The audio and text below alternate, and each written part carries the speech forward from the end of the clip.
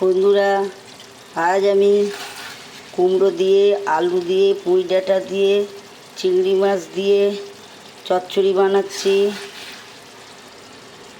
প্রথমে আমি জিরে ফোড়ন দিয়েছি, তারপরে পেঁয়াজ ফোড়ন দিয়ে দিয়েছি। চিংড়ি মাছগুলো আগে ভেজে নিয়ে উঠিয়ে রেখেছিলাম। এবারে জিরের গুঁড়ো, লঙ্কা গুঁড়ো দিয়ে মশলাটা ভালো করে কষিয়ে সবজিগুলো দিয়েছি। সবজিগুলো ভালো করে কষিয়ে নিয়েছি, নুন দিয়েছি, হলুদ দিয়েছি, দিয়ে কষাতে কষাতে কষানো হয়ে গেলে অল্প জল দিয়েছি। জল দিয়ে যাতে সবজিগুলো সেদ্ধ হয়। সেদ্ধ হওয়ার পরে এই দেখো এমন হয়েছে, তেলও উঠে আসছে। আমি আজকে আলু দিইনি, কুমড়ো দিয়েছি। কুমড়োগুলো বড় বড় করে কেটেছি যাতে একদম ঘেটে না যায়। দেখো কুমড়োগুলো এরকম গোটা গোটা রয়েছে। চচ্চড়ি হয়ে এসছে।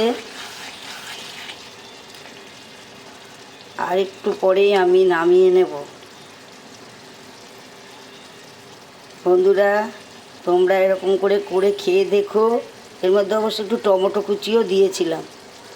এই যে দেখতে পাচ্ছ লাল লাল টমেটোগুলো। তেল উঠে এসছে দেখো। আর এর মধ্যে আমি নামানোর একটু আগে আমি দিয়েছি একটু মিষ্টি। মিষ্টি বলতে আমি বাতাসার গুড়ের বাতাসা দিয়েছি। একটু ডাঁটাতে একটু মিষ্টি না দিলে ভালো লাগে না। কুমড়ো আছে বলে কুমড়োর একটা মিষ্টি আছে, তাই অল্প একটু দিয়েছি। তোমরা না দিলেও না দিতে পারো। বন্ধুরা, কেমন দেখতে লাগছে একদিন তোমরা এটা করে খেয়ে দেখো ভাত দিয়ে। কেমন লাগে দেখবে, আমাকে কমেন্ট করবে।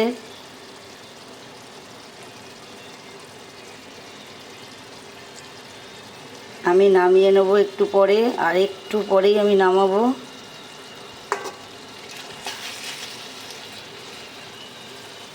দেখো ডাঁটাগুলোও ভালো গলে গেছে।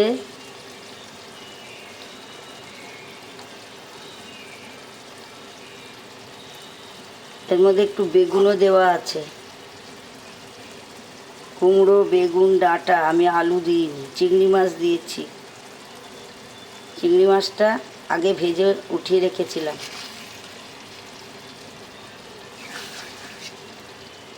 দেখো দেখতে কেমন লাগছে।